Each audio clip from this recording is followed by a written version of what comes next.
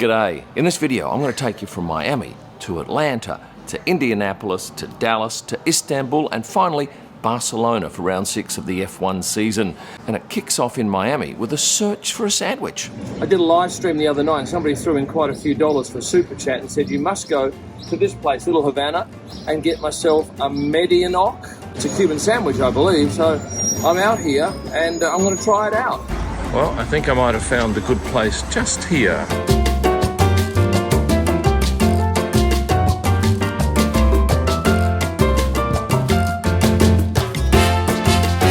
This is a beast of a sandwich. It's a medianoche.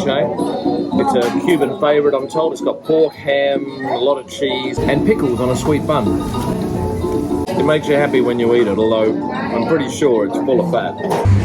If you like Domino's, this is the place to come. It's right in the middle of a Little Havana. It's called Domino Park, and these guys will play here for hours. I'm no fan of smoking, but just behind me, they're making cigars on site. And no trip to Miami would be complete without a visit to South Beach. It's colourful, vibrant, draws an interesting crowd, and looks better at night when the Art Deco buildings are lit up. I've spent 5 days here at the Hyde Beach House, Hollywood, Florida. Would I stay here again? No, look, the room's fine, nice and big, and it's got a great view inland, and if I had the other side, I'd have a great view out to the ocean. But at the end of the day, I want to come back to a hotel that's got a good restaurant, and this has no restaurant. So next time, I'm probably going to go and stay at the Hilton in Aventura. But my flight's not until 9 p.m. tonight, so my plan is to head off to the Four Seasons Hotel, have lunch there, and just hang around their lobby for the afternoon. Looks nice. I'm certainly glad to be here. I have not had a good quality meal for 4 days, and this is a lovely aspect out over the ocean. I'm flying Delta today, which I've not flown in a long time, and here's Gavin. Gavin actually has been a recipient of a photo of mine last year. Yeah. Quite remarkable that I've found a follower here in the airport at Fort Lauderdale. Well, now I have to check in to the airport and you have to have your photo ID ready. My driver's license has been questioned. Now it has to go downstairs for adjudication on a decision to allow me in, which is tricky because my passport I stupidly put in my suitcase, which I've now checked in. So that was interesting. They go to a book and they have to find the Western Australian driver's license, and they read up the security features of that driver's license. They look at it under a blue light. They then see that mine is legit and they let me through. Now I'm going up to the lounge. Turns out that business class passengers don't qualify for lounge access. You must be a member. Point worth noting. Thank you, sir.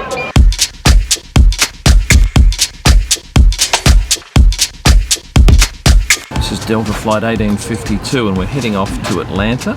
Got a couple of hours on the ground, maybe an hour and a half, and then it's off to Indianapolis. But this is a Boeing 757. It's 2-2 in business class. It's a wide seat. It's not the normal middle seat blocked out. That's a nice flight, hour and a half, and on it we had a couple of drinks and dinner. What do we get for dinner? That's my dinner. 1 packet of chips. That's what you get on a 90-minute flight in business class in the US. And I've got another 90-minute flight now, so I'll get another packet of chips. What are the food choices here in the airport? Well, this place is just about to close. That one's just about to close. That one's closed. That one's closed. That one's closed, that one's closed. The one up there has a few sandwiches. It's a pretty poor showing, Atlanta. So we have the same seats as last flight. Different aircraft. This is an A320. Same flying time, about 90 minutes to Indianapolis. And I'll get the same meal, which will be a choice of chips and nuts and all sorts of rubbish, but nothing of any substance, I'm afraid. And interesting, I found a lactation unit back in the airport. Never seen one of those anywhere. Uh-oh. Baggage carousel's about to go. This is Indianapolis, and I've never been here before. Nice airport, apparently rated the best in America, but it's $54 for a 16-minute Uber ride to the city. Nice to be here in the middle of Indianapolis, the home of the Pacers. First impressions are lovely. It's a great big room, a very nice bed. Keen for a shower, and then I'm going to get some shut-eye and tomorrow have a look around the city of Indianapolis.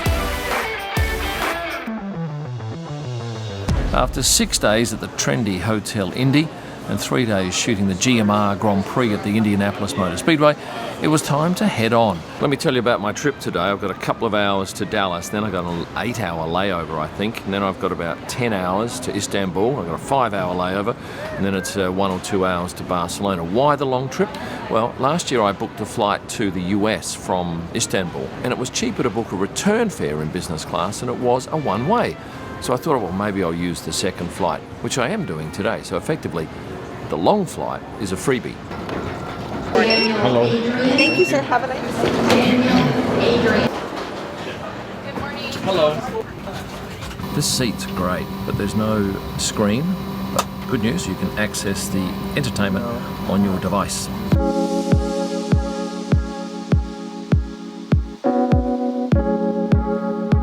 That was a good flight, about 90 minutes. Terrible food, just a basket full of rubbish really to eat from, sugar and fat.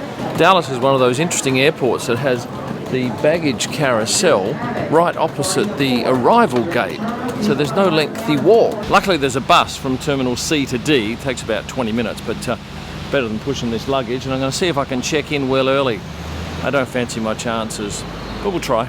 Well, as I thought, I can't check in this early for my flight, but through pure fluke, there's a Grand Hyatt attached to the airport, which is fantastic. I'm up here at their restaurant. I'm going to have a great meal, edit some video, and I don't have to pay $86 US each way to the city with an Uber.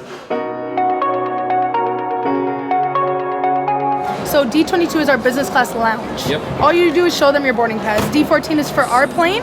735 is boarding. This is your seat. So window and aisle, single seat. Yep. And then this is to Barcelona right here. Thank you. Thank you. Thank you for traveling with Turkish.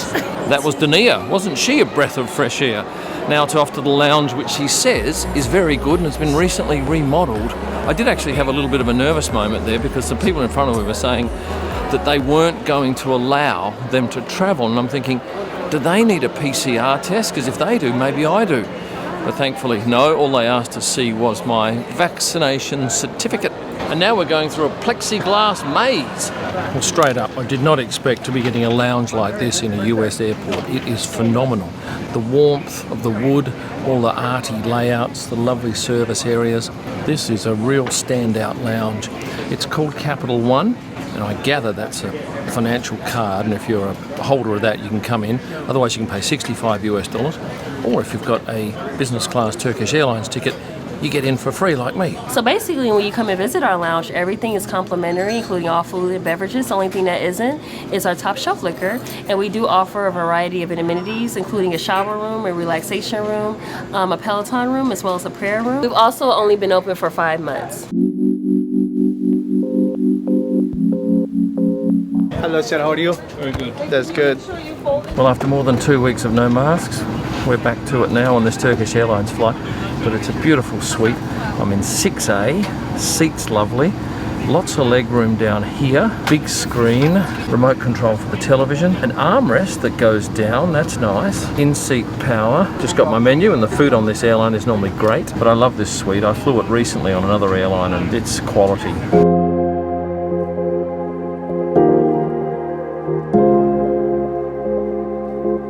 This is a very quiet aircraft, the Dreamliner. We're getting ready to enjoy dinner, and they have their own chef on board. Will I get some bread? Yes, sir.